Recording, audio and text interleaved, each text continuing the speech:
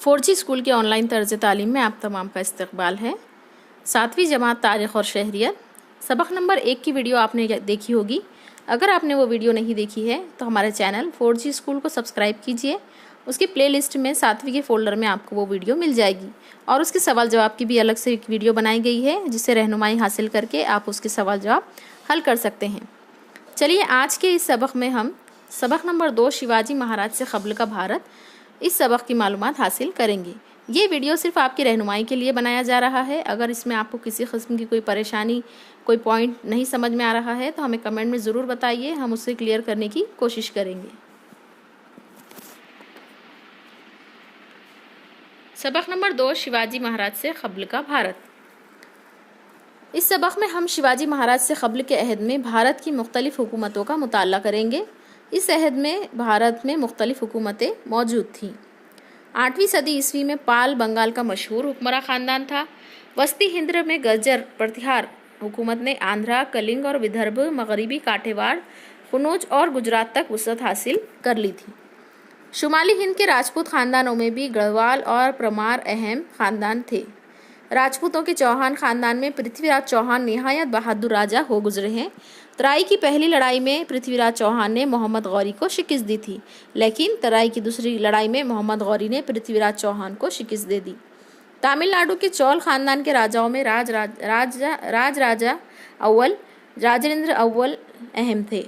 चोल राजाओं ने बहरी बीड़े के बलबूते पर जज़ायर, मालदीव और श्रीलंका पर फतेह हासिल की थी।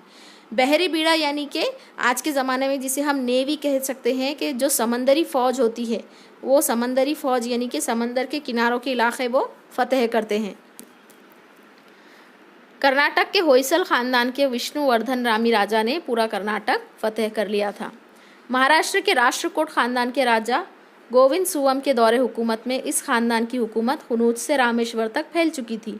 इसके बाद कृष्ण सुवम ने इलाहाबाद तक का इलाका जीत लिया। शिलाहारों के 3 ख़ानदानों को महाराष्ट्र में उरूज हासिल हुआ। पहला ख़ानदान शुमाली कोकण में थाना और रायगढ़, दूसरा ख़ानदान जुनूबी कोकण और तीसरा ख़ानदान कोल्हापुर, सातारा, सांगली और बेलगाम के कुछ हिस्सों पर हुक्मरानी करता था। शिवाजी महाराज से क़ब्ल के अहद में आखिरी पुरशिको हुकूमत महाराष्ट्र के यादवों की थी।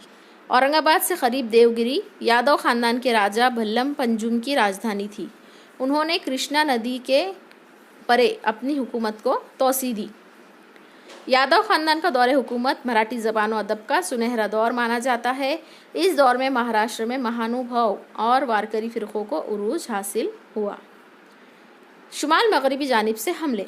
महाराष्ट्र में राष्ट्रकूट और यादव जैसे मकामी ख़ानदानों की हुकूमत थी, लेकिन शुमाल मगरबी जानिब से आने वाले हमलावरों ने मुकामी हुकूमतों को जीतकर अपना इक़्तिदार क़ायम किया। यानी कि क़दीम ज़माने में राजा अलग अलग इलाक़ों पर कब्ज़ा करने के लिए एक दूसरे पर हमला करते थे, जिसकी फ़ौज ज़्यादा ताकतवर होती थी और अगर वो जीत जाए तो वो इलाक़ा उसके कब्ज़े में आ जाता था। इस तरीक़े से अपनी रियासत बढ़ाने के लिए, अपना इलाक़ा बड़ा करने के लिए, अपनी वसअत फैलाने के लिए लोग जंगों का सहारा लिया करते थे। दरमियानी ज़माने में वस्त एशिया में अरबों की हुकूमत कायम हुई। हुकूमत की तोसी के लिए अरबों ने भारत का रुख किया। 8वीं सदी में अरब सिपह सालार मोहम्मद बिन कासिम ने सिंध पर हमला किया।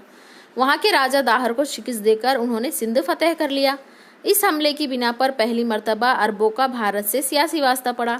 इसके बाद के ज़माने में एशिया के तुर्क, अफ़गान, मुग़ल भारत आए और उन्होंने भारत में अपना इक़्तिदार क़ायम किया। 11वीं सदी ईस्वी में भारत पर तुर्कों ने हमले करना शुरू कर दिए।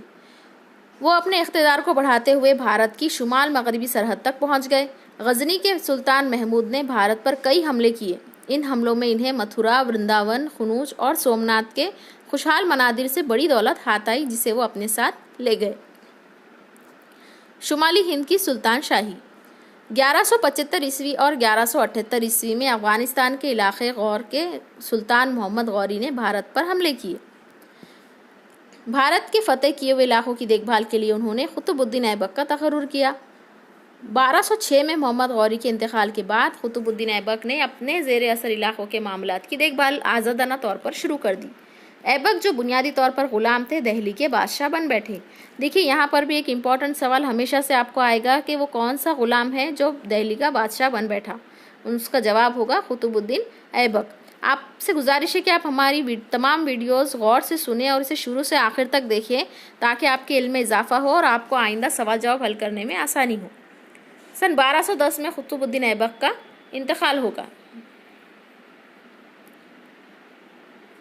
कुतुबुद्दीन ऐबक के बाद शमसुद्दीन अल्तमश, रज़िया सुल्ताना, गयासुद्दीन बलबन, अलाउद्दीन खिलजी, मोहम्मद तुगलक, फ़िरोज़ तुगलक, इब्राहिम लोदी वगैरह सलातीन ने भारत पर हुकूमत की। इब्राहिम लोदी आखिरी सुल्तान थे। इनकी तंग मिजाजी की वजह से बहुत से लोग इनके दुश्मन बन बैठे। पंजाब के सूबेदार दौलत खान लोदी ने काबिल के मुग़ल हुक्मरान बाबर को इब्राहिम लोदी के ख़िलाफ़ जंग पर आमादा किया। इस लड़ाई में बाबर ने इब्राहिम लोदी को शिकस्त दी और इसी के साथ भारत में अहद सलातीन का खात्मा हो गया। विजयनगर की हुकूमत। दहली के सुल्तान मोहम्मद तुगलक के दौरे हुकूमत में दहली के मरकज़ी इक़्तिदार के ख़िलाफ़ जुनूब में बगावत बुलंद हुई, जिसकी बिना पर विजयनगर और बहमनी की दो ताकतवर हुकूमतों को उरूज हासिल हुआ। जुनूबी हिंद के दो भाई हरिहर और बुक्का दहली के सुल्तान के दरबार में सरदार थे। उन्होंने मोहम्मद तुगलक के दौर में जुनूब में सियासी बदनज़मी और कमज़ोरी का फ़ायदा उठाते हुए 1336 ईस्वी में विजयनगर की हुकूमत कायम की। मौजूदा कर्नाटक का शहर हम्पी विजयनगर की हुकूमत की राजधानी था। हरिहर विजयनगर के पहले राजा थे। यहाँ पर भी देखिए सवाल है कि विजयनगर के पहले राजा कौन थे। हरिहर विजयनगर के पहले राजा थे। हरिहर के बाद इनका भाई बुक्का राजा बने। बुक्का ने रामेश्वर तक का इलाका अपने ज़ेर इख्तिदार किया। राजा कृष्णदेवराय 1509 में विजयनगर के तख्त पर बैठे।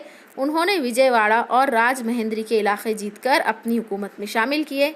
बहमनी सुल्तान महमूद शाह की क़यादत में यकजा होने वाली सुल्तानी फ़ौज को उन्होंने शिकस्त दी। कृष्णदेवराय के दौरे हुकूमत में विजयनगर की हुकूमत में मशरिक़ में कटक से लेकर मगरिब में गोवा तक और शुमाल में रायचूर दोआबा से लेकर जुनूब में बहर हिंद तक फैली हुई थी। कृष्णदेवराय का इंतकाल 1530 में हुआ। ये देखिए इस तस्वीर में राजा कृष्णदेवराय की ख़याली तस्वीर बनाई गई है। कृष्णदेवराय आलिम थे। उन्होंने तेलुगु ज़बान में सियासी मौजू पर आमुक्तमालयदा नामी किताब लिखी। इनके दौरे हुकूमत में विजयनगर में 1000 राम मंदिर और विट्ठल मंदिर तामीर किए गए। कृष्णदेवराय के इंतकाल के बाद विजयनगर की हुकूमत ज़वाल पजीर हो गई। मौजूदा रियासत कर्नाटक के तालिकोट में एक तरफ आदिल शाही निज़ाम, कुतुब शाही, बरीद शाही और दूसरी तरफ विजयनगर के राजा राम राय के दरमियान 1565 में लड़ाई हुई। इस लड़ाई में राजा राम राय को शिकस्त हासिल हुई। इसके साथ विजयनगर की हुकूमत का खात्मा हो गया। अब देखेंगे हम बहमनी सल्तनत।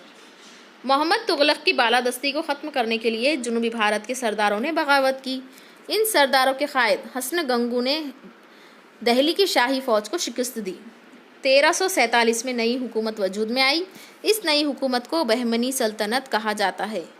हसन गंगू इस बहमनी सल्तनत के सुल्तान थे। उन्होंने कर्नाटक की गुलबर्गा को अपनी राजधानी बनाया। इसके बाद के जो हुक्मरान है महमूद गावा बहमनी सल्तनत के वज़ीर आज़म और बेहतरीन मुंतज़िम थे। उन्होंने बहमनी सल्तनत को माशी तौर पर खुशहाल बनाया।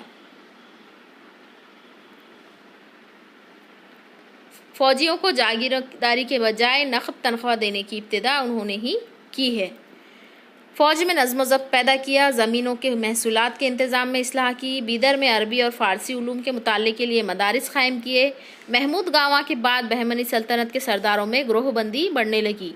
बहमनी सल्तनत और विजयनगर की हुकूमतों के दरमियान होने वाले तसादुम के बुरे असरात मुरतब हुए। मुख्तलिफ़ इलाक़ों के अफसरान खुद मुख्तार होते चले गए। बहमनी सल्तनत तकसीम होती चली गई। ये सल्तनत बरार की इमाद शाही, बीदर की बरीद शाही, बीजापुर की आदिल शाही और अहमदनगर की निज़ाम शाही और गोलकुंडा की कुतुब शाही इन 5 टुकड़ों में बट गई। ये भी देखिए बहुत ही अहम जुमला है। आपको ये हमेशा से कोई भी आप मुकाबला जाती इम्तिहान में अगर हिस्सा लेते हैं तो ये सवाल आता है कि कहाँ की कौन सी सल्तनत थी। तो बरार की इमाद शाही, बीदर की बरीद शाही, बीजापुर की आदिल शाही, अहमदनगर की निज़ाम शाही और गोलकुंडा की कुतुब शाही, ये 5 सल्तनतें जो थी उस ज़माने की बहुत ही मशहूर हुकूमतें मानी जाती हैं। इनके बारे में आपको मालूमात रखना ज़रूरी है। चलिए अब इस सबक को हम यहीं पर ख़त्म करते हैं। इसका अगला पार्ट हम इस दूसरे हिस्से में पढ़ेंगे। इसके लिए आप हमारे चैनल 4G स्कूल को सब्सक्राइब कीजिए, अपने दोस्तों के साथ इसे शेयर कीजिए, और अगर इसमें कोई आपको पॉइंट नहीं समझ में आया है तो हमें कमेंट में ज़रूर बताइए, और अगले पार्ट के लिए हमारे चैनल पर बने रहिए।